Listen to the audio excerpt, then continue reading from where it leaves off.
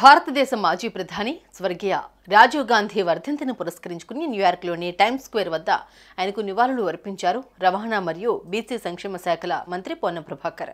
అనంతరం పొన్నం ప్రభాకర్ మాట్లాడుతూ రాజీవ్ గాంధీ భారతదేశాన్ని 21వ శతాబ్దంలోకి తీసుకురావడానికి ఆనాడు చేపట్టిన కార్యాచరణలో భాగంగానే ఈ రోజు భారతదేశం సాంకేతిక రంగంలో విప్లవాత్మకమైన మార్పులు సాధించడానికి కారణమైందని అన్నారు.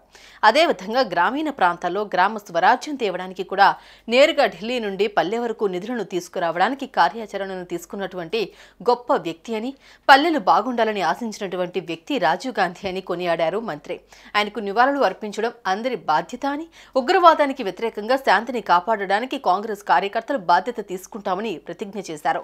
ఈ సందర్భంగా రాజీవ్ గాంధీ వర్ధంతిని ఉగ్రవాద వ్యతిరేక దినంగా పాటించాలని, ఆయన అడుగుజాడలు నడుస్తామని పిలుపునిచ్చారు మంత్రి పొన్నం. భారతదేశాన్ని సాంకేతిక రంగంలోకి తీసుకెళ్లి 18 సంవత్సరాలకి ఓటు హక్కు కల్పించి యువతను భారతదేశ నిర్మాణంలో భాగస్వామ్యం చేసినటువంటి రాజీవ్ గాంధీ గారికి నివాళులు అర్పిస్తాను. ఈరోజు అమెరికా దేశంలో న్యూయార్క్ టైమ్స్ స్క్వేర్ దగ్గర ఇండియన్ ఓవర్సీస్ కాంగ్రెస్ వారి ఆధ్వర్యం లోపల ఈరోజు ఇక్కడ ఘనంగా రాజీవ్ గాంధీ గారు నివాళులు అర్పిస్తాం. వారికి ఆత్మశాంతి చేకూరాలని, వారు చూపిన మార్గంలో యువత నడిచి భావి భారత నిర్మాణానికి అనేకమైనటువంటి అసాంఘిక శక్తులు దేశ విచ్ఛిన్నానికి మతము, కులము, ప్రాంతము పేరు ఇబ్బంది కలిగించే పరిస్థితుల్లో రాజీవ్ గాంధీ గారి దేశ ఐక్యత కోసం ఏదైతే ప్రాణాలు వారి స్ఫూర్తిగా తీసుకుని ముందుకు నడవాలని సందర్భంగా ఆకాంక్షిస్తూ వారికి సందర్భంగా నివాళులు అర్పిస్తారు.